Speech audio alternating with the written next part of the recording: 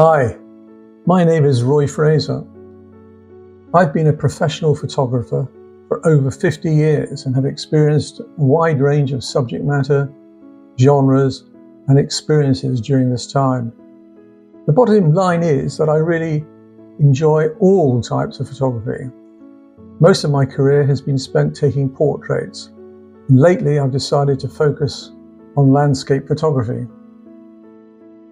My most informative time was in the very first few years of my career when I became a press photographer. My assignments varied hugely every day.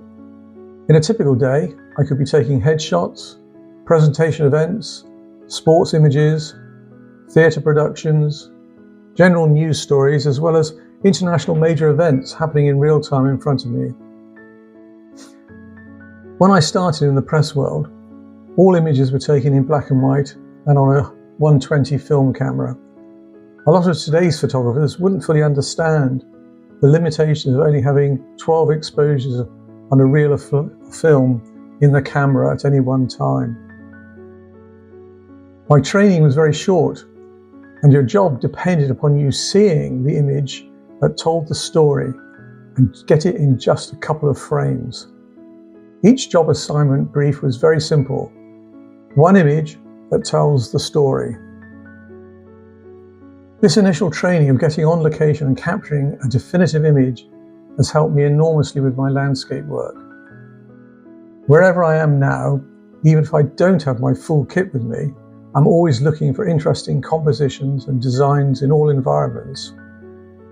I always have my phone, so there's never any excuse to not capture anything that piques my interest. I'm primarily interested in scenes that contain water in some form or not. My birth sign is Aries, which is a fire sign, so maybe the attraction of water is symbolic. Who knows? I really don't mind where the water is, whether in a street puddle, a river, or the sea. There is always an instant attraction.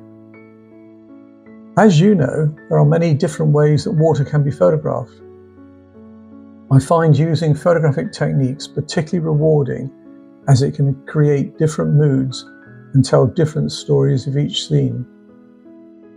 Another important time in my career as a professional photographer came in 2020, when I made a photographic trip to Hokkaido in Japan. Many of you will know that this place has a very special beauty all of its own, especially in the winter. I went in January, so the landscape was covered in thick, deep and pristine snow.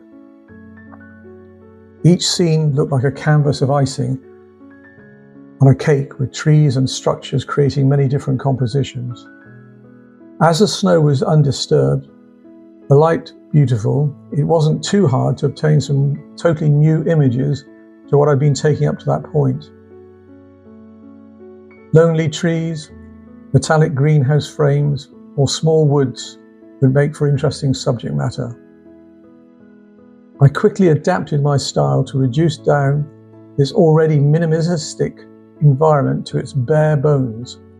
I was also inspired by other Japanese artists that had practiced the art form of Ma in their artwork. What does this Japanese term Ma mean? It means pause.